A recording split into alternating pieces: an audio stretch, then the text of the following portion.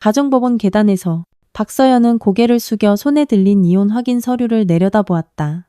따스한 햇살이 이혼 확인이라는 금박 글자에 부딪혀 눈부신 빛을 반사했다. 그녀는 검지를 펴 세 단어로 이루어진 그 글자 위를 가만히 쓸어보았다. 종이의 질감은 살짝 거칠었지만 그 감촉의 손끝이 오히려 짜릿하게 타오르는 듯했다. 서연아, 집까지 태워다 줄까? 등 뒤에서 익숙하면서도 낯설게 느껴지는 남자의 목소리가 들려왔다. 서연은 돌아보지 않은 채 마치 어떤 의식을 치르듯 우아한 동작으로 이혼 서류를 천천히 가방 안에 넣었다.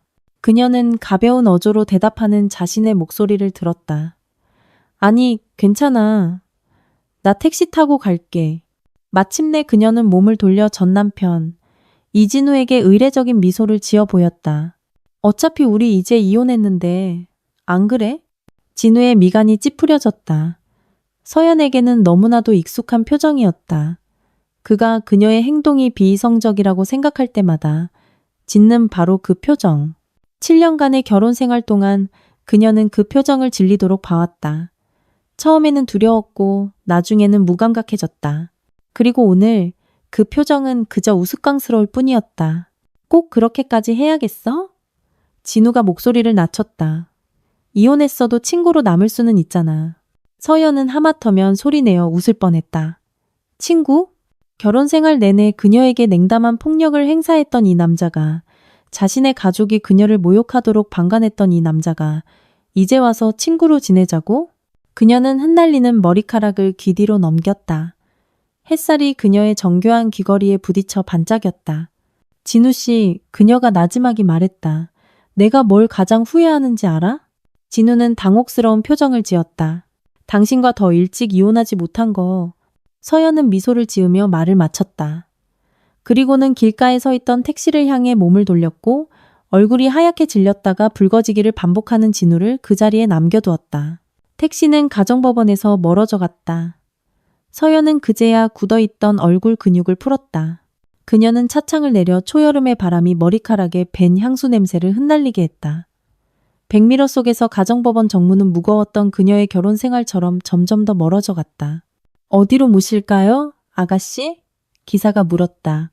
서연은 자신의 새 아파트 주소를 말했다. 서울 중심부 강남의 고급 오피스텔이었다. 석 달 전 그녀가 자신의 비자금으로 몰래 사둔 곳이었다. 다행히도 지난 몇 년간 그녀는 자신의 개인 계좌를 유지하며 이 씨 집안의 공동 계좌와 완전히 합치지 않겠다고 고집해왔다. 휴대전화가 진동했다. 화면에 어머님이라는 글자가 떠올랐다. 서연은 깜빡이는 그 이름을 몇 초간 응시하다가 단호하게 거절 버튼을 눌렀다. 그녀는 주소록을 열어 시어머니의 이름을 김영희 씨로 다시 바꾼 뒤 수신 차단 목록에 추가했다. 이 모든 것을 마치자 전례 없는 해방감이 밀려왔다. 7년. 마침내 그녀는 더 이상 그갓이 도친 여자의 잔소리를 참지 않아도 되고 아이를 못 낳는다고 쓸모없는 여자 취급하는 악담을 듣지 않아도 되었다. 택시가 신호등 앞에 멈췄다. 서연의 시선이 길가의 케이크 가게에 멎었다. 문득 결혼 첫 해에 진우에게 함께 케이크를 먹으러 가자고 제안했던 일이 떠올랐다. 하지만 김영희 여사는 우리 진우이가 안 좋은데 어쩜 그렇게 생각이 짤리라며 엄하게 금지했었다. 그리고 진우는 그저 옆에서 침묵하고 있었다. 기사님, 저 앞에서 잠시만 세워주세요. 서연이 갑자기 말했다. 5분 후 그녀는 딸기 생크림 케이크 상자를 들고 차로 돌아왔다. 달콤한 디저트 향기가 차 안에 퍼졌다. 그녀는 작은 포크로 케이크 한 조각을 떠서 입안으로 가져갔다. 부드러운 크림이 혀끝에서 녹아내리는 순간 눈물이 왈칵 쏟아질 것 같았다. 이것이 바로 자유의 맛이었다. 새 아파트의 지문 인식 도어록이 그녀의 지문을 인식하고 맑고 낮은 소리를 냈다. 서연은 문을 열었다. 통유리창으로 햇살이 쏟아져 들어와 거실 전체를 가득 메우고 있었다. 180제곱미터, 약 55평에 달하는 이 오피스텔은 그녀의 저축 대부분을 쏟아부은 곳이었지만 한 푼도 아깝지 않았다. 그녀는 하이힐을 벗어던지고 맨발로 부드러운 양모 카펫 위를 걸었다. 창가로 다가가 도시의 풍경을 내려다보았다. 평창동의 시댁 빌라에서 보던 것보다 훨씬 높은 곳이었다. 숨이 멎을 듯 광활한 파노라마 뷰가 펼쳐져 있었다. 휴대전화가 다시 진동했다. 이번에는 신우이, 이진아였다. 서연은 통화 버튼을 눌렀다. 그녀가 입을 떼기도 전에 날카로운 목소리가 터져나왔다. 새언니, 왜 엄마 전화 안 받아요? 엄마 혈압 오른 거 알아요, 몰라요? 서연은 소파로 걸어가 앉으며 느긋하게 대답했다. 아가씨, 오빠랑 나 이혼했어요. 법적으로 이제 아가씨 어머니랑 저는 아무 관계도 아니에요. 전화기 저편이 순간 조용해지더니 목소리가 더욱 커졌다. 그게 무슨 소리예요? 이혼했어도 엄마가 그동안 새언니한테 얼마나 잘해줬는데 어떻게 이렇게 배은망덕할 수가 있어요? 저한테 잘해줬다고요? 서연이 나지막이 웃었다. 매일 제가 끓인 김치찌개가 맛없다고 타박하던 거요? 아니면 매달 아이 못 낳으면 쓸모없는 거라고 상기시켜주던 거요? 언니, 이진아는 말이 막히자 화제를 돌렸다. 그런 얘기는 그만하고요. 집안일 도와주시는 아주머니가 월급이 안 들어왔다고 하던데 돈 붙이는 거 잊어버렸어요? 서연의 입가에 차가운 미소가 걸렸다. 이제야 알겠다. 이게 진짜 용건이었군. 이씨 집안 사람들은 모두 그녀가 집안의 대소사와 재정관리를 도맡아 하는 것에 익숙해져 있었다. 심지어 이진아의 신용카드도 그녀의 가족카드로 연결되어 있었다. 아? 그녀는 일부러 놀란 척했다. 월급이 안 들어갔다고요? 시스템에 문제가 있었나 보네. 제가 한번 확인해 볼게요. 전화를 끊고 서연은 노트북을 열어 인터넷 뱅킹에 접속했다. 화면에는 처리대기 중인 수십 개의 자동이체 항목이 떠 있었다. 가사도우미 아주머니 월급, 평창동 빌라 관리비, 김영희 여사의 피부관리실 회원권 비용, 이진아의 신용카드 대금 상황까지. 그녀의 손가락이 터치패드 위를 가볍게 스치며 그 자동이체들을 하나씩 또 하나씩 해지했다. 거래가 하나씩 취소될 때마다 그녀의 마음은 점점 더 가벼워졌다. 지난 세월 동안 그녀는 이씨 집안의 모든 것을 묵묵히 처리하는 투명인간과 같았지만 그에 합당한 존중은 결코 받지 못했다. 마지막으로 그녀는 이진우의 신용카드 대금 결제 항목에서 멈췄다. 이 카드는 진우가 유흥비로 사용하는 카드였고 매달 지출액은 최소 200만 원에 달했다. 언젠가 서연이 80만 원짜리 코트 하나를 샀을 때 김영희 여사가 낭비가 심하다며 한 달 내내 그녀를 닥달했던 기억이 떠올랐다. 마우스 커서가 자동이체 해지 버튼 위에서 몇 초간 머물다가 단호하게 클릭되었다. 이 모든 것을 끝낸 후 서연은 노트북을 닫고 와인셀러로 가 레드 와인 한 잔을 따랐다. 짙은 붉은색 액체가 잔 속에서 찰랑였다. 그녀는 잔을 들어 창밖의 도시 풍경을 향해 건배 제스처를 취했다. 자유를 위하여 그녀가 나지막이 말하고는 와인을 단숨에 들이켰다. 액체가 목구멍을 타고 넘어가는 순간 전화벨이 다시 울렸다. 이번에는 이진우였다. 서연은 화면에서 깜빡이는 이름을 보며 여유롭게 와인을 반잔 더 따랐다. 벨이 마지막으로 울릴 때쯤 그녀는 전화를 받았다. 서연아, 어떻게 된 거야? 엄마가 가사도우미 아주머니 월급이 안 들어왔다고 하고 진화카드도 정지됐대. 진우의 목소리에는 명백한 초조함이 묻어 있었다. 서연은 와인잔을 흔들며 천진하게 말했다. 정말? 은행 시스템에 문제가 있나 보네. 요즘 그런 일 잦잖아? 빨리 어떻게 좀 해봐. 엄마 지금 난리 났어. 진우가 명령조로 말했다. 서연은 와인을 한 모금 마시고 천천히 입을 열었다. 진우씨, 우리 이혼했잖아. 당신 집안 재정 문제는 내가 처리할 일이 아닌 것 같은데 안 그래? 전화기 저편에서 몇 초간 침묵이 흘렀다. 이윽고 진우가 목소리를 낮췄다. 무슨 소리야? 이혼 합의서에 이런 것까지 다 중단하라고는 안 쓰여 있었잖아. 이혼 합의서에 내가 당신들 뒷바라지를 계속해야 한다고도 안 쓰여 있었는데 서연이 나지막이 말했다.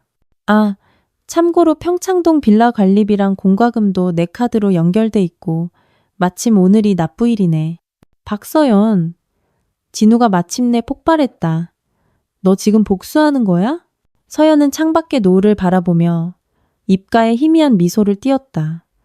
무슨 소리. 그냥 갑자기 내가 그동안 너무 이해심이 많았다는 생각이 들어서. 그녀는 이해심이라는 단어에 힘을 주어 말했다. 이제부터는 이해심 없는 사람이 되는 법을 좀 배워보려고. 전화를 끊고 서연은 휴대폰 사진첩을 열어 숨긴 폴더로 들어갔다. 그곳에는 진우가 젊은 여자와 호텔 앞에서 껴안고 키스하는 사진 몇 장이 저장되어 있었다. 반년 전 사설 탐정을 고용해 찍어둔 사진이었고 오늘을 위해 고이 간직해온 것이었다. 걱정 마. 진짜 재미있는 건 이제부터 시작이니까. 그녀는 사진 속 진우를 보며 나지막이 속삭였다. 밤이 깊어지고 도시는 100만 개의 불빛을 밝혔다. 서연은 통유리창 앞에 서서 유리에 비친 자신의 모습을 바라보았다. 단호한 눈빛과 입가에 희미한 미소를 띤 여자는 그녀가 기억하는 소심했던 이씨 댁며느리와는 전혀 다른 사람이었다. 그녀는 전화를 들어 청소 용역업체에 연락했다. 안녕하세요. 평창동 18번지 빌라전기 청소 서비스 취소하려고요. 네, 내일부터요. 사유요?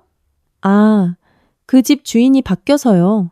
전화를 끊고 서연은 카카오톡을 열어 이씨 집안 사람들의 연락처를 하나씩 차단했다. 이 모든 것을 마치자 마치 몇 년 묵은 짐을 내려놓은 듯 깊은 한숨이 나왔다. 침대 옆 협탁에는 이혼 확인 서류가 조용히 놓여 있었다. 서연은 그것을 집어들어 금박 글자를 가만히 쓸어본 뒤 서랍 가장 깊숙한 곳에 넣었다. 내일 가사 도우미도 없고 청소 서비스도 없고 어쩌면 물과 전기마저 끊긴 그 빌라로 돌아갔을 때 이진우는 어떤 표정을 지을까? 그 생각을 하니 서연은 웃음을 참을 수 없었다. 그녀는 침실 불을 끄고 완전히 새로운 침대 위에 편안하게 몸을 뉘었다. 7년 만에 처음으로 내일 아침 몇 시에 일어나 아침밥을 차려야 할지 걱정할 필요도, 시어머니의 까다로운 입맛을 신경 쓸 필요도, 남편의 냉대를 견딜 필요도 없었다. 창밖으로 달빛이 쏟아져 들어왔다. 서연은 눈을 감았고 아주 길고 달콤한 꿈을 꾸었다. 아침 6시 30분, 휴대폰 알람 소리에 잠이 깬 서연은 순간 멍한 기분을 느꼈다. 무의식적으로 침대 반대편으로 손을 뻗었지만 그곳은 텅 비어 있었다. 그제야 그녀는 자신이 이미 이혼했고 더 이상 이진우를 위해 아침을 차릴 필요가 없다는 사실을 퍼뜩 깨달았다. 그녀는 기지개를 켰다.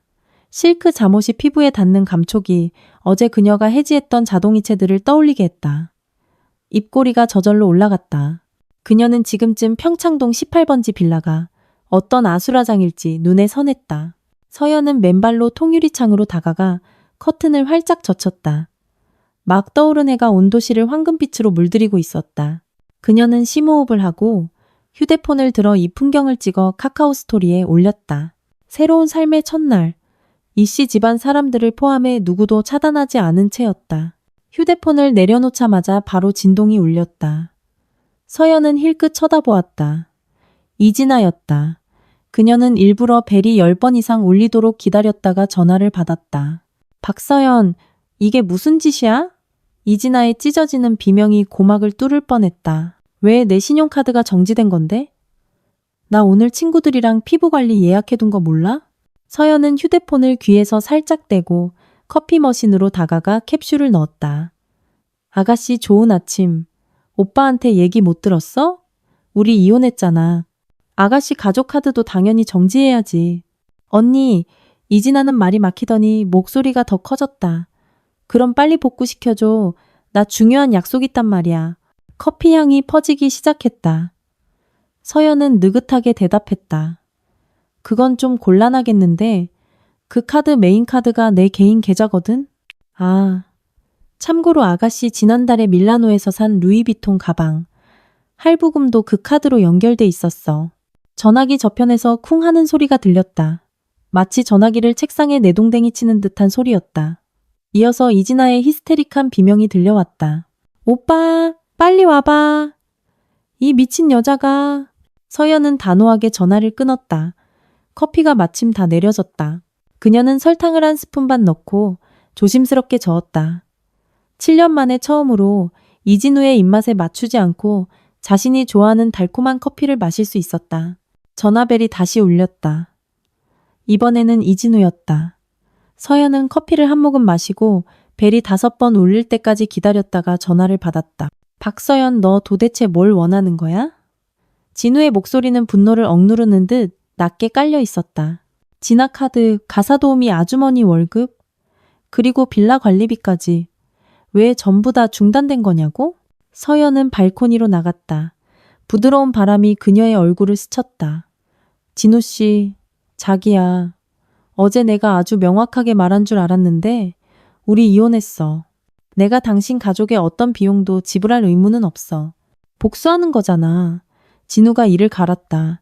이혼 합의서에 분명히 우리 재산은 각자 그대로 유지한다고 쓰여 있었어. 서연이 그의 말을 끊었다. 하지만 내가 당신 내온 가족을 계속 부양해야 한다고는 안 쓰여 있었지. 아, 참고로 매월 5일이신 당신 어머니 피부관리실 회원권 결제일도 나였어. 오늘이 마침 5일이네. 전화기 저편에서 소란스러운 소리가 들리더니 김영희 여사의 날카로운 목소리가 끼어들었다. 박서연, 너 아주 날개를 달았구나? 내가 분명히 말하는데 우리 이씨 집안 없었으면 너는 아무것도 아니야. 당장 내야 할 돈들 다 결제하지 않으면 내가 진우시켜서 너 고소하게 할 줄 알아. 서연이 나지막이 웃었다. 어머님, 아마 잊으셨나 본데 제가 지난 몇 년간 어머님 댁을 위해 지불한 모든 비용은 이체 기록이 다 남아있어요. 정말 따지자면 댁에서 저한테 갚아야 할 돈이 그 돈보다 훨씬 많을 텐데요. 그녀는 잠시 말을 멈췄다. 아, 그리고 어머님이 제일 좋아하시던 그 가사 도우미 아주머니도 제가 해고했어요. 너, 김영희 여사의 목소리가 떨렸다. 이 은혜도 모르는 것. 우리 이씨 집안 아니었으면 네가 지금 그 자리에 있을 수 있었을 것 같아? 서연은 멀리 보이는 고층 빌딩들을 바라보며 차분하게 말했다. 어머님, 아마 착각하고 계신가 본데요. 저는 결혼 전부터 회사에서 최고 실적을 내는 팀장이었고 결혼 후에도 제 수입은 항상 진우 씨의 3배가 넘었어요. 누가 누구를 부양했는지 따지자면 지난 7년간 제가 당신 내온 가족을 먹여 살린 거죠. 전화기 저편이 갑자기 조용해지더니 이내 혼란스러운 말다툼 소리가 들려왔다. 서연은 만족스럽게 전화를 끊고 휴대폰을 무음으로 바꾼 뒤 집 안으로 돌아와 아침 식사를 즐겼다. 같은 시각 평창동 18번지 빌라는 아수라장이었다. 뜨거운 물이 안 나온다는 게 무슨 소리야? 목욕 가운을 걸친 김영희 여사가 욕실 문가에 서서 소리쳤다. 가사도우미 아주머니는 겁에 질려 떨면서 설명했다.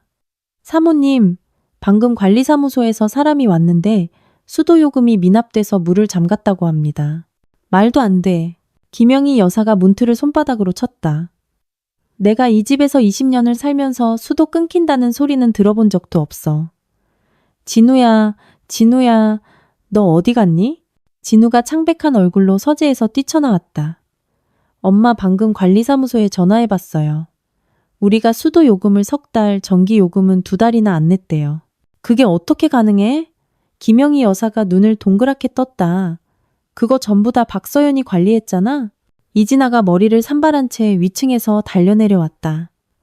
오빠, 내 방 불 꺼졌어. 드라이기도 못 쓰잖아. 아, 그리고 방금 피부관리실에 전화했는데 내 회원권 정지됐대. 진우가 짜증스럽게 머리를 쥐어뜯었다. 다들 그만 좀 소리 질러. 내가 은행 가서 알아볼게. 잠깐. 김영희 여사가 그를 멈춰 세웠다. 일단 박서연한테 전화해서 빨리 다 해결하라고 해. 진우가 씁쓸하게 웃었다. 엄마, 걔가 나 차단했어. 김영희 여사가 소파에 주저앉았다. 얼굴이 잿빛이었다. 반란이야. 진짜 반란을 일으켰어. 빌라 밖에 작은 채소 배달 트럭이 멈췄다. 운전기사는 한참 동안 초인종을 눌렀지만 아무도 응답이 없었다. 그는 어쩔 수 없이 서연에게 전화를 걸었다. 박서연 사모님, 햇살 농장입니다. 유기농 채소 배달 왔는데 이 댁에서 아무도 전화를 안 받네요. 서연은 스피커폰으로 전화를 받으며 화장을 하고 있었다. 김 사장님, 이제 그쪽으로 배달 안 하셔도 돼요. 저 이제 그 집안하고 아무 관계도 없거든요. 운전기사는 분명히 당황한 듯 했다. 하지만 이번 분기 대금은 이미 지불하셨는데 그럼 그게 제가 그들에게 주는 마지막 선물이라고 생각하세요. 서연은 립스틱을 바르고 거울 앞에서 입술을 오므렸다. 아, 사장님. 따님이 막 대학 졸업했다고 들었는데 우리 회사 마케팅 부서에 자리가 났어요. 관심 있으면 저한테 이력서 보내라고 하세요. 전화를 끊고 서연은 핸드백을 들고 나갈 준비를 했다. 휴대폰 화면이 밝아지며 수십 개의 읽지 않은 메시지와 부재중 전화가 표시되었다. 그녀는 보지도 않고 모든 알림을 바로 삭제했다. 동아투자회사 엘리베이터 앞에서 서연은 동료 최수진을 만났다. 서연 씨, 오늘 정말 멋져 보여. 수진이 그녀를 위아래로 훑어보았다. 립스틱 색깔 바꿨어? 정말 잘 어울린다. 서연이 미소 지었다. 고마워, 새로 산 거야.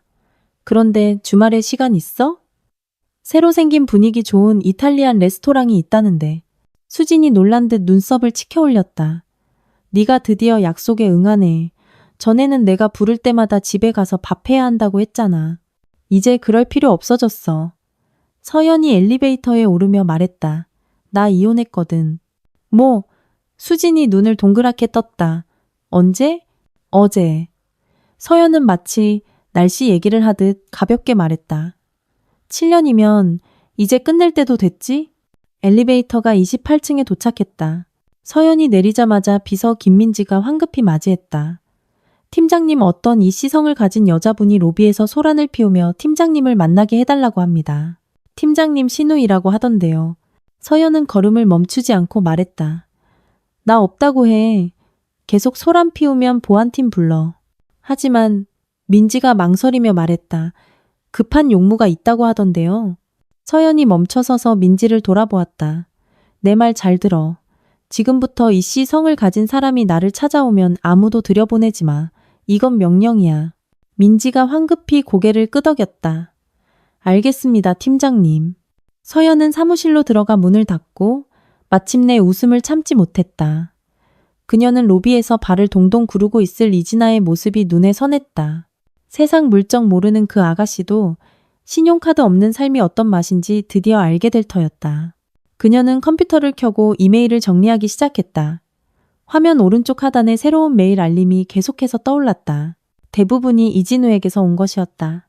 서연은 보지도 않고 바로 필터링 규칙을 설정하여 이진우에게서 오는 모든 메일이 스팸이라는 이름의 폴더로 자동 보관되도록 했다.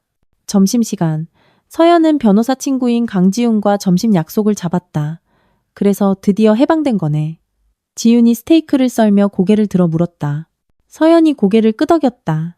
생각보다 쉬웠어. 그는 아마 내가 예전처럼 모든 걸 받아들이고 이혼할 때 재산 문제로 감히 따지지도 못할 거라고 생각했겠지. 그래서 얼마나 받았어? 많지는 않아. 그냥 내 몫만. 서연이 레드 와인을 한 모금 마셨다. 하지만 지난 7년간의 가계 지출 내역을 전부 보관해뒀어. 만약 그들이 감히 문제를 일으킨다면 그걸 전부 공개할 생각이야. 지훈이 휘파람을 불었다. 대단한데 미리 준비해둔 모양이네. 준비가 아니라 방어였지. 서연의 눈빛이 어두워졌다. 가장 웃긴 게 뭔지 알아?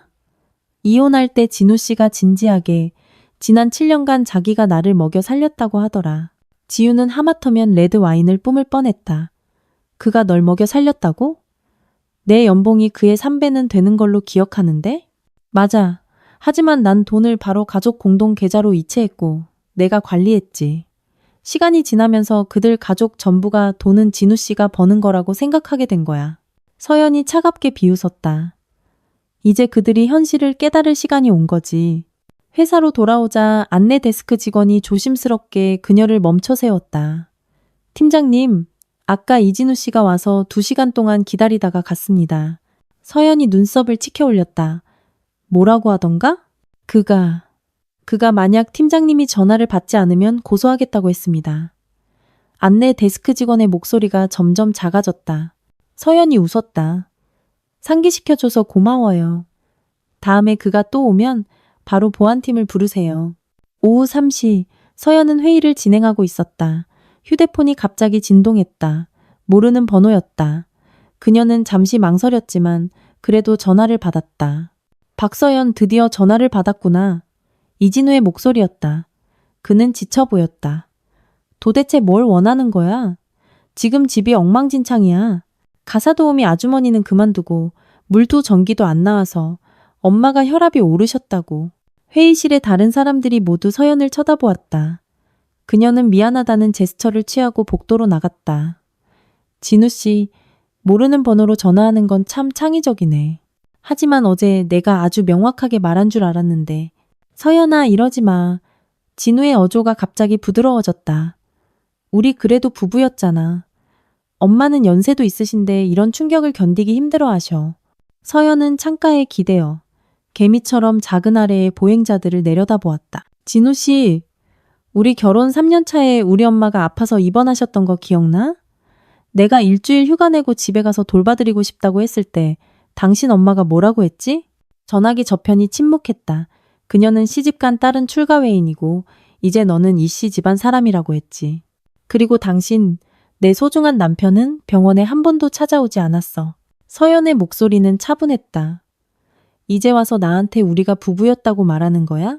서연아, 그건 다 지난 일이잖아. 진우가 변명하려 했다. 아니, 이건 이제 시작이야. 서연이 그의 말을 끊었다. 지난 7년간 당신 내 가족이 나를 어떻게 대했는지 당신이 가장 잘 알잖아. 이제 당신들이 처음 우리 엄마에게 스스로 문제를 해결하라고 했던 것처럼 당신들 문제도 스스로 해결해봐. 전화를 끊고 서연은 심호흡을 하고 표정을 정리한 뒤에야 회의실로 돌아갔다. 퇴근 시간이 되자 갑자기 폭우가 쏟아졌다. 서연은 회사 입구에서 차를 기다리고 있었다. 익숙한 검은색 벤츠가 그녀 앞에 천천히 멈춰섰다. 창문이 내려가며 이진우의 초췌한 얼굴이 드러났다. 서연아, 타. 집까지 태워다 줄게. 그의 목소리에는 애원이 묻어 있었다. 서연은 그를 쳐다보지도 않고 멈춰선 택시를 향해 곧장 걸어갔다.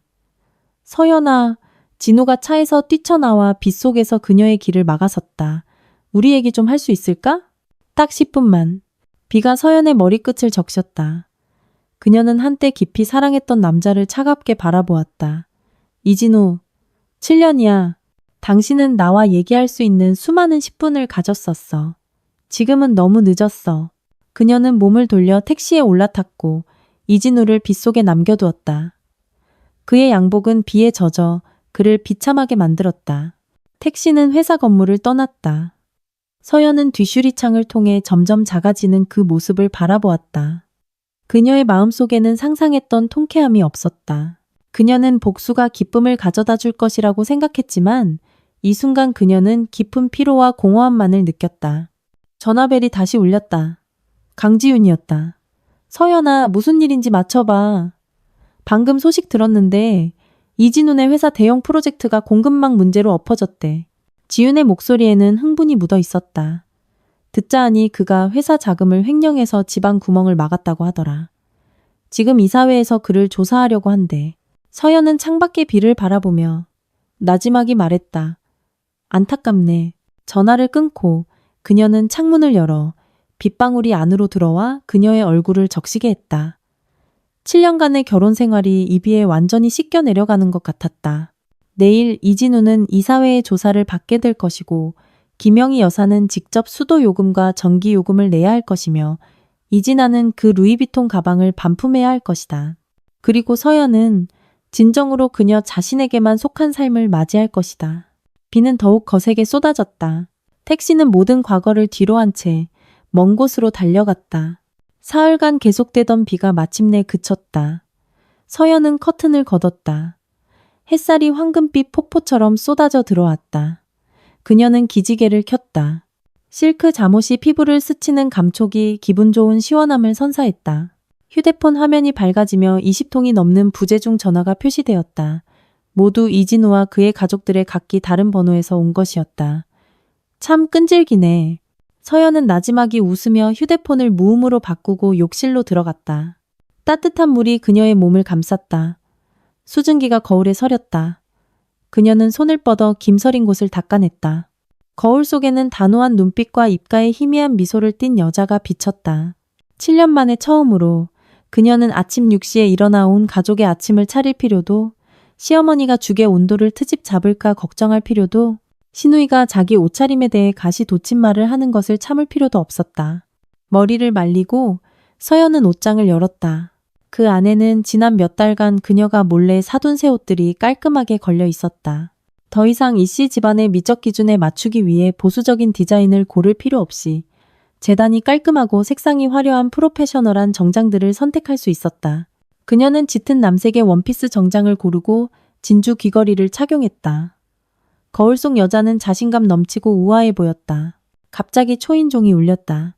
서연은 미간을 찌푸리고 인터폰 화면을 확인했다. 문 밖에는 이진우가 서 있었다. 그의 양복은 구겨져 있었고 눈 밑에는 검은 그림자가 드리워져 있었다. 그는 끊임없이 초인종을 눌러댔고 다른 한 손에는 휴대폰을 들고 있는 것으로 보아 그녀에게 전화를 걸려는 듯했다. 서연은 심호흡을 하고 표정을 정리한 뒤에야 문을 열었다. 하지만 문은 아주 조금만 열었다. 진우 씨, 이렇게 이른 시간에 무슨 일이에요? 그녀의 어조는 마치 평범한 동료를 맞이하듯 차분했다. 이진우의 표정이 초조함에서 분노로 바뀌었다. 박서연, 드디어 얼굴을 보여주는구나. 내가 지난 며칠간 너한테 몇 통이나 전화했는지 알아? 대략 23통. 서연이 고개를 갸웃했다. 세어봤어. 하지만 우리 이미 이혼했는데 전처한테 너무 자주 연락하는 건 좀 그렇지 않아? 이진우의 얼굴이 붉어졌다. 그렇지 않다고? 네가 우리 집 물이랑 전기를 끊고 가사도우미 아주머니 월급 지급을 중단해서 우리 엄마가 넘어질 뻔한 건 괜찮고? 서연이 눈썹을 치켜 올렸다. 어머님이 넘어지셨다고요? 유감이네요. 하지만 제가 알기로 어머님은 이제 겨우 65세이신데 수도요금이랑 전기요금 정도는 스스로 납부하실 수 있을 텐데요. 안 그런가요? 이진우는 분노로 몸을 떨더니 갑자기 문을 밀치고 억지로 안으로 들어왔다. 우리 얘기 좀 해야겠어. 서연은 몇 걸음 뒤로 물러났지만 당황하지 않았다. 그녀는 이런 날이 올 것을 오래전부터 예상했고 철저히 대비해왔다. 진우는 아파트 안으로 들어와 주위를 둘러보았다. 그의 눈에 놀라움이 스쳤다. 이 아파트의 인테리어 스타일은 이씨 집안의 빌라와는 완전히 달랐다. 현대적인 미니멀리즘에 예술적인 감각이 더해져 곳곳에서 주인의 취향이 묻어났다. 이혼이 너한테는 아무 영향도 없었나 보네. 진우가 차갑게 말했다. 아주 편안하게 살고 있구만. 서연은 혼바로 걸어가 물 한 잔을 따랐다. 본론으로 들어가지. 당신 지금 주거 침입했어. 원하는 게 뭐야? 주거 침입? 진우는 마치 농담을 들은 듯 했다. 박서연, 잊지 마. 이 아파트도 혼인 중에 취득한 재산이야. 나한테도 권리가, 아니, 없어. 서연이 그의 말을 끊었다. 그녀는 서랍에서 서류 한 장을 꺼냈다. 이 아파트는 내가 석 달 전에 내 개인적인 혼전 재산으로 산 거야. 매매계약서, 자금 출처 증빙 자료, 전부 여기 있어. 한번 볼래? 진우는 얼어붙었다. 그녀가 이렇게까지 철저히 준비했을 줄은 예상치 못한 듯했다. 그는 짜증스럽게 넥타이를 풀었다. 좋아. 이 아파트가 내 거라고 쳐. 이혼 합의서에 네가 계속 우리 가족의 생활비를 책임져야 한다고 분명히 쓰여 있었어. 서연이 웃었다. 진우 씨, 당신 변호사가 설명 안 해줬어? 그 합의서는 초안이었어. 최종적으로 서명한 버전에서는 내가 그 불평등 조항을 삭제했지. 그녀는 서류 가방에서 다른 문서를 꺼냈다. 공식 버전도 한번 볼래? 진우는 문서를 낚아채 빠르게 훑어보았다. 그의 얼굴이 점점 어두워졌다. 이럴 리가 없어. 내가 분명히 확인했는데. 당신이 확인한 건 7차 버전이야. 내가 변호사한테 몰래 9차 버전으로 바꿔서 서명하게 했거든. 서연이 물을 한 모금 마셨다. 당신 어머니가 늘 말씀하시잖아. 머리를 써서 일해야 한다고. 이진우가 문서를 바닥에 세게 내동댕이 쳤다. 박서연, 이건 사기야. 너 고소할 거야. 마음대로 해. 서연이 태연하게 휴대폰을 꺼냈다. 하지만 법원에 가기 전에 먼저 이거부터 보는 게 좋을걸. 그녀가 동영상을 틀었다. 화면에는 진우가 젊은 여자와 호텔에서 체크인하고 껴안는 모습이 담겨 있었다. 날짜는 반년 전, 그들이 아직 이혼하기 전이었다. 이진우의 얼굴이 급격히 창백해졌다. 너 나를 미행했어? 그냥 사설 탐정을 고용했을 뿐이야. 서연이 휴대폰을 집어넣었다. 남편이 야근이 잦으면 아내는 늘 걱정되기 마련이잖아. 안 그래? 뭘 원해? 이진우의 목소리가 갑자기 팔도 낮아지며 명백한 두려움이 묻어났다. 서연은 소파로 걸어가 앉아 우아하게 다리를 꼬았다. 아주 간단해. 첫째, 더 이상 날 귀찮게 하지 마. 둘째, 나한테 빚진 돈 갚아. 셋째, 당신 어머니랑 여동생 단속 잘해.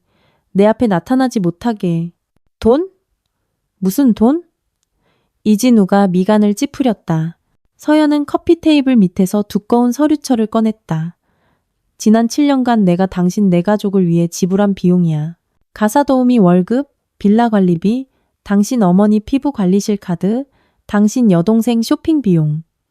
총 1억이 876만 호, 420원.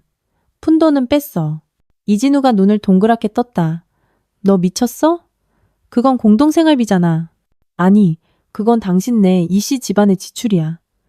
서연이 서류처를 펼쳤다. 내가 상세하게 분류해놨어. 당신 어머니의 미용 비용, 당신 여동생의 명품 쇼핑, 소위 비즈니스 접대를 위한 고가의 술값. 이건 필수적인 가계 지출이 아니지. 이진우는 서류처를 낚아채 훑어보기 시작했다. 그의 손이 미세하게 떨렸다. 너 전부 계획했던 거야? 계획? 서연이 비웃었다. 난 그냥 장부 정리를 습관처럼 했을 뿐이야. 당신 어머니가 늘 말씀하셨잖아. 좋은 며느리는 알뜰해야 한다고. 안 그래? 이진우가 갑자기 무릎을 꿇었다. 서연아, 내가 잘못했어. 한 번만 더 기회를 줘. 내가 보장할게. 앞으로는 서연이 그의 말을 끊었다. 미래는 없어. 진우 씨 7년이야. 내가 당신한테 수없이 많은 기회를 줬어. 3년 전 우리 결혼기념일 기억나? 내가 촛불 켜고 저녁 식사를 준비했는데 당신은 갑자기 야근이라며 클라이언트랑 룸살롱에 갔었지. 이진우가 고개를 들었다. 그의 눈에 충격이 스쳤다. 너 어떻게 알았어? 난 당신이 생각하는 것보다 더 많이 알아. 서연이 휴대폰을 집어넣었다. 예를 들면 당신이 회사 돈을 횡령해서 당신 어머니 투자 손실을 메꾼 거. 예를 들면 당신 여동생이 회사 돈으로 해외여행 다녀온 거. 내가 전부 다 말해줄까? 이진우의 얼굴이 시체처럼 창백해졌다. 너 이걸 계속 모으고 있었던 거야? 그냥 자기 방어였을 뿐이야. 서연이 문으로 다가가 문을 열었다. 이제 제발 나가줘. 3일 안에 5천만 원을 1차로 입금하는 걸 봐야겠어. 그렇지 않으면 이 자료들은 당신 내 회사 이사회랑 당신 어머니가 자주 가는 사모님들 티타임 모임에 동시에 보내질 거야. 이진우가 천천히 일어섰다. 그의 눈에는 증오가 담겨 있었다. 박서연, 너 정말 독하다. 아니, 난 그냥 당신네 이씨 집안의 일처리 방식을 배웠을 뿐이야. 서연이 차분하게 말했다. 참, 가기 전에 이거 잊지 말고. 그녀는 주머니에서 열쇠 꾸러미를 꺼내 이진우의 손에 쥐어주었다. 빌라 열쇠야. 내 짐은 이미 다 뺐어. 단, 그녀가 문가의 종이 상자를 가리켰다. 이건 당신을 위한 거야. 이진우가 상자를 열었다. 안에는 접이식 침대가 들어있었다. 이게 무슨 뜻이야? 그가 미간을 찌푸렸다. 당신 어머니가 늘 내가 산 침대가 너무 푹신해서 허리에 안 좋다고 하셨잖아. 서연이 미소 지었다. 이 접이식 침대는 내가 특별히 딱딱한 매트리스로 골랐어. 노인분들께 딱이지. 당신 어머니께 작별 선물로 드려. 이진우는 분노로 몸을 떨었지만 한마디도 하지 못했다. 그는 상자를 움켜쥐고 문으로 향했다. 문턱을 넘으며 그는 갑자기 돌아섰다. 박서연, 좋아하지 마. 내가 널 후회하게 만들어 줄 테니까. 내가 후회하는 건 딱 하나야. 7년이라는 세월을 당신 네이씨 집안에 낭비한 거. 서연은 그의 얼굴 앞에서 문을 닫고 잠금 장치를 건 뒤 깊은 한숨을 내쉬었다. 그녀는 거실로 돌아와 바닥에 흩어진 서류들을 보고 갑자기 피로를 느꼈다. 복수의 만족감은 오래가지 않았다. 그 자리를 깊은 공허함이 채웠다. 7년간의 결혼 생활이 이렇게 추악하게 끝났다. 서연은 서류들을 정리하고 시계를 보았다. 출근 시간까지 1시간이 남아 있었다. 그녀는 이 드문 평온의 순간을 즐기기 위해 차 한 잔을 끓이기로 했다.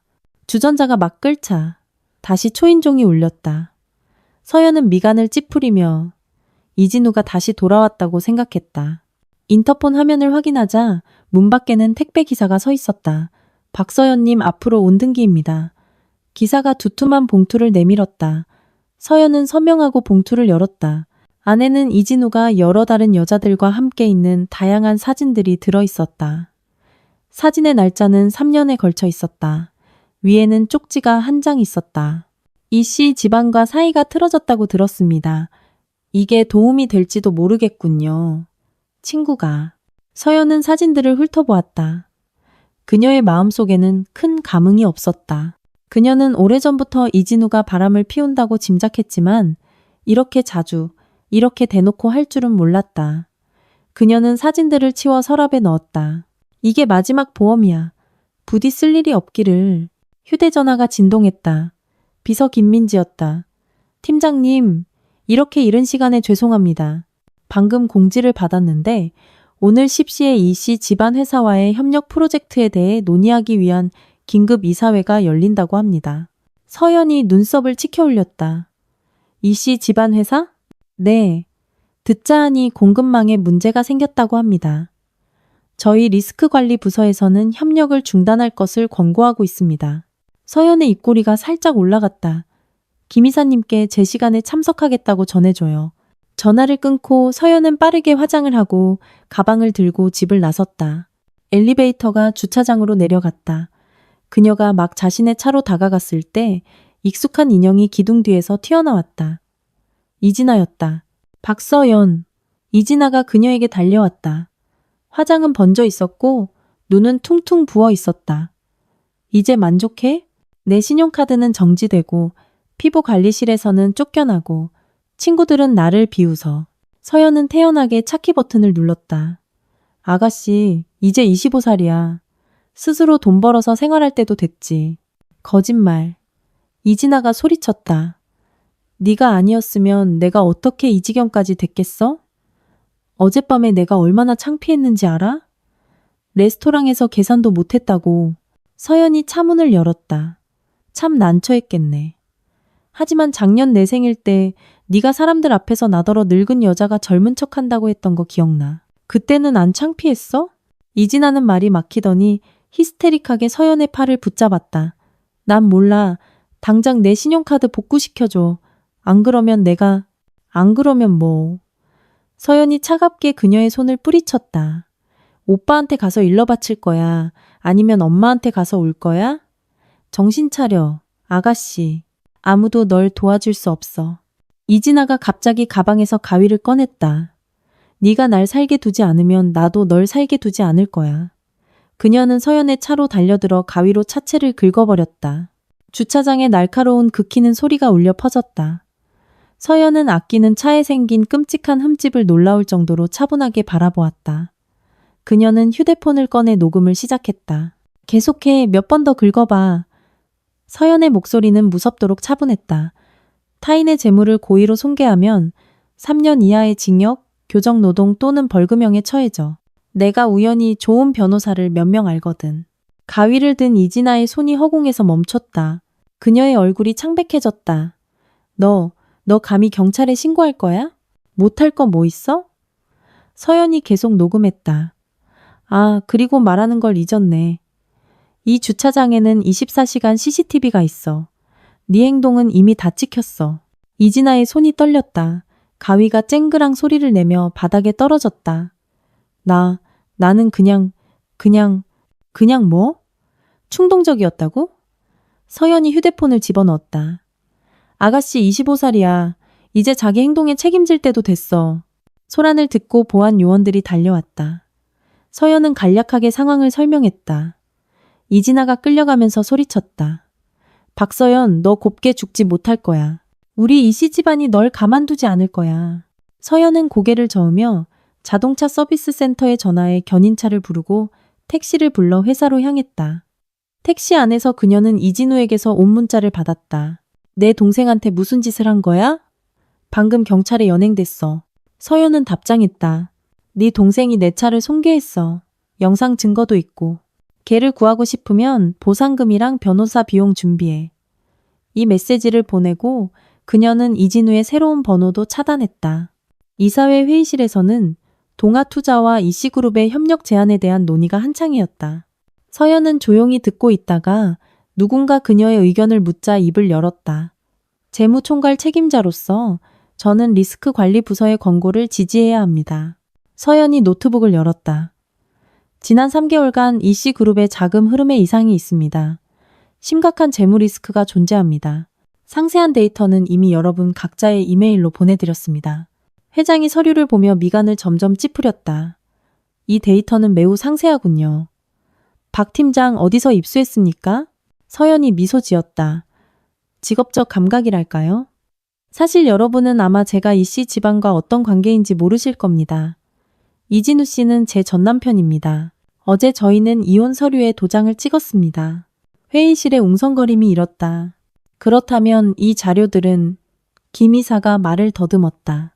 완전히 객관적이고 전문적입니다. 서연이 말을 이었다. 회사에서는 공과사를 구분하는 것이 제 원칙입니다. 제가 이씨그룹을 이해하기 때문에 그들의 재무 문제가 얼마나 심각한지 더욱 잘 이해하고 있는 것입니다. 투표 결과는 예측 가능했다. 모두가 만장일치로 협력 중단을 결의했다. 회의가 끝난 후 김 이사가 조용히 서연을 멈춰 세웠다. 서연 씨, 괜찮나? 휴가라도 좀 필요하지 않아? 걱정해 주셔서 감사합니다.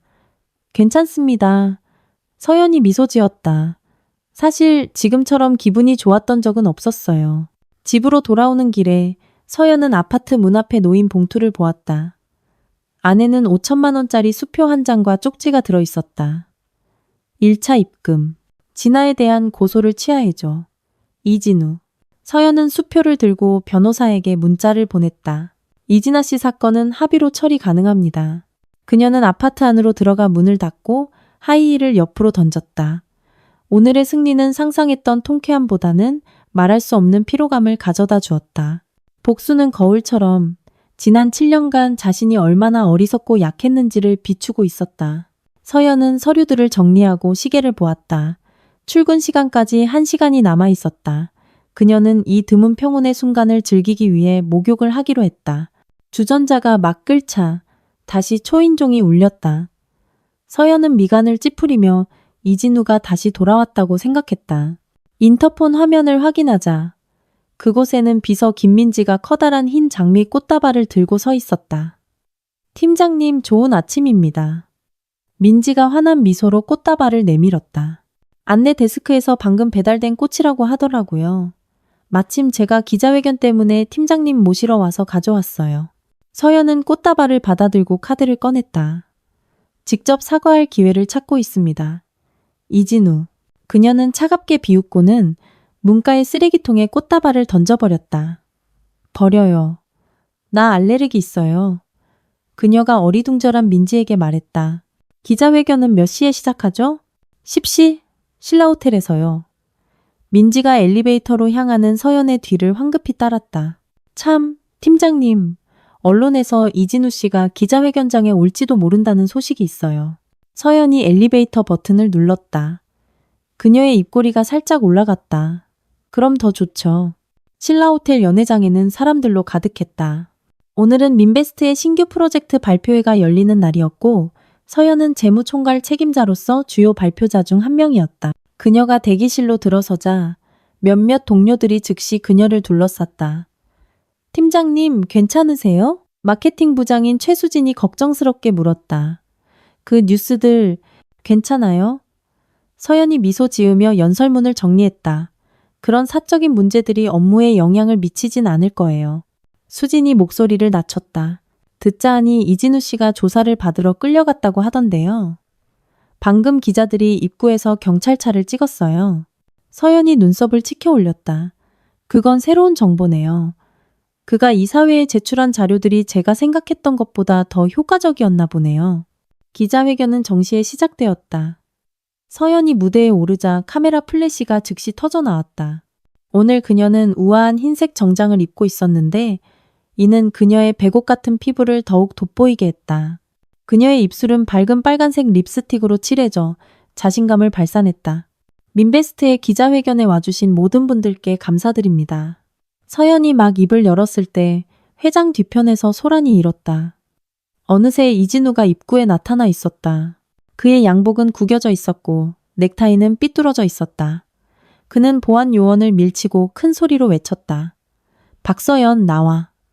모두가 경악했다. 모든 카메라가 즉시 이 불청객에게로 향했다. 서연은 무대 위에 꼼짝 않고 서 있었고 표정 하나 변하지 않았다. 보안 요원분들, 이분을 내보내 주십시오. 그녀의 목소리가 마이크를 통해 회장에 울려 퍼졌다. 저희는 중요한 상업 발표회를 진행 중입니다. 이진우는 2명의 보안 요원에게서 벗어나려 발버둥 치며 소리쳤다. 박서연, 네가 날 망쳤어. 이제 만족해. 서연이 냉정하게 그의 말을 끊었다. 이진우 씨, 회사의 결정에 이의가 있다면 정해진 절차에 따라 이의를 제기할 수 있습니다. 지금은 여기 계신 모든 손님들을 존중해 주십시오. 그녀의 차분함과 이진우의 비참한 모습이 선명한 대조를 이루었다. 참석한 기자들은 미친 듯이 카메라 셔터를 눌렀다. 이것은 지루한 기술 발표회보다 훨씬 흥미로웠다. 이진우가 갑자기 보안 요원들의 손에서 벗어나 무대로 달려들었다. 여러분은 이 여자가 누군지 아십니까? 그가 서연을 가리키며 회장을 향해 외쳤다. 이 여자는 7년 동안 교활하게 제 증거를 모아 바로 오늘을 위해 준비했습니다. 서연은 그를 내려다보았다. 그녀의 눈에 동정심이 스쳤다. 이진우 씨, 취하셨네요. 보안 요원분들, 이분을 내보내주세요. 그리고 택시도 한 대 불러주시고요. 이 가벼운 한마디가 이진우를 완전히 무너뜨렸다. 그는 바닥에 주저앉아 중얼거렸다. 다 끝났어. 다 끝났어. 그가 보안 요원들에게 끌려나간 후 서연은 관중을 향해 돌아섰고 완벽한 프로페셔널한 미소를 지어 보였다. 죄송합니다, 여러분. 계속하겠습니다. 기자회견이 끝난 후 서연은 호텔을 나서자마자 기자들에게 둘러싸였다. 박서연 이사님, 전 남편이 경찰에 연행된 것에 대해 어떻게 생각하십니까? 이진우 씨의 회사 자금 횡령을 제보한 것이 바로 이사님이라는 보도가 있습니다. 사실입니까? 이 씨 지방과의 이혼이 이러한 스캔들과 관련이 있습니까? 서연이 멈춰서서 카메라를 향해 차분한 어조로 말했다. 이진우 씨에 대해서는 드릴 말씀이 없습니다. 이혼 사유에 대해서는 누구나 행복을 추구할 권리가 있다고 생각합니다. 관심 가져주셔서 감사합니다. 그녀가 막 떠나려 할 때 갑자기 한 여기자가 물었다. 박서연 이사님, 전 시어머니인 김영희 여사가 부유층 사모님들 모임에서 제명되었다고 들었습니다. 이에 대해 어떻게 생각하십니까? 서연이 돌아섰다. 그녀의 눈빛이 갑자기 날카로워졌다. 그 기자님, 저는 여성의 가치가 어떤 모임에 속해 있는지에 따라 결정되어서는 안 된다고 생각합니다. 좋습니다. 저는 다음 약속이 있어서 감사합니다. 차에 올라탄 서연은 깊은 한숨을 내쉬고 좌석에 기대어 눈을 감았다. 휴대폰이 끊임없이 진동했다. 그녀는 보지 않았지만 이 씨 집안에 대한 다양한 소식들이라는 것을 알고 있었다. 이사님, 회사로 갈까요? 기사가 물었다. 서연이 시계를 보았다. 아니요, 엔 서울타워 앵그릴로 가주세요. 저녁 약속이 있거든요. 엔 서울타워에 위치한 회전 레스토랑 앵그릴은 도시의 명소이다. 서연이 도착했을 때 강지우는 이미 창가에서 그녀를 기다리고 있었다. 세상에, 너 오늘 정말 멋졌어. 지훈이 그녀를 보자마자 흥분해서 말했다. 그 멍청이 이진우가 제 발로 함정에 걸어 들어갔어. 지금 온 인터넷이 그의 망신 영상으로 도배됐다고. 서연은 그녀가 내민 메뉴판을 받아들었다. 시저 샐러드, 구운 연어, 미디엄으로 부탁해요. 감사합니다. 그녀가 지훈을 향해 돌아섰다. 난 그냥 내가 해야 할 일을 했을 뿐이야. 해야 할 일? 지훈이 목소리를 낮췄다. 이사회에 자료를 제공한 것도 너잖아. 그렇지? 그리고 김영희 여사의 피부관리실이 가짜 제품을 사용한다는 그 보도도? 서연은 애매하게 미소 지었다. 변호사님은 도착했어?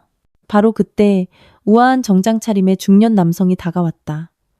박서연 이사님, 늦어서 죄송합니다. 김 변호사님, 앉으세요. 서연이 가리켰다. 서류는 가져오셨죠? 김 변호사가 서류 가방에서 서류 뭉치를 꺼냈다. 모두 준비되었습니다. 이 씨 집안의 평창동 빌라는 이미 은행에 의해 가압류되었습니다. 이진우 씨 명의로 등록된 세대의 자동차도 경매에 붙여질 것입니다. 이사님의 지시에 따라 저희는 이사님께서 받아야 할 부분만 요구했고 너무 과하게 하지는 않았습니다. 지윤이 눈을 동그랗게 떴다. 서연아, 너 아직도 그들에게 빠져나갈 구멍을 남겨준 거야? 서연은 잔에 담긴 레몬 주스를 저었다. 복수가 목적이 아니야. 자유가 목적이지. 저녁 식사 후 서연은 혼자 한강변을 거닐었다. 수증기를 머금은 초여름의 강바람이 그녀의 얼굴을 스쳤다. 멀리서 길고 넓은 유람선 경적이 울려 퍼졌다. 그녀는 멈춰서서 가방에서 작은 상자를 꺼냈다. 안에는 결혼 반지가 들어 있었다. 7년간의 결혼 생활의 유일한 증표였다. 서연은 반지 안쪽에 새겨진 글씨를 바라보았다. 영원히 함께. 정말 아이러니했다. 그녀는 심호흡을 하고 손을 들어 올렸다. 잠깐만. 뒤에서 익숙한 목소리가 들려왔다. 서연이 돌아보자 이진우가 몇 걸음 떨어진 곳에 서 있었다. 그는 아침보다 더욱 초췌해 보였고 눈은 충혈되어 있었다. 서연아 제발. 그의 목소리는 쉬어 있었다. 내가 잘못했어. 한 번만 더 기회를 줘. 서연은 조용히 그를 바라보다가 문득 이 남자가 너무나 낯설고 초라하게 느껴졌다. 내가 과연 그를 사랑했었던가. 아마도 그녀는 상상 속의 그를 사랑했던 것이지. 이 현실의 이기적이고 비겁한 남자를 사랑했던 것은 아닐 것이다. 진우 씨, 그녀가 나지막이 말했다. 지금 당신 모습 좀 봐.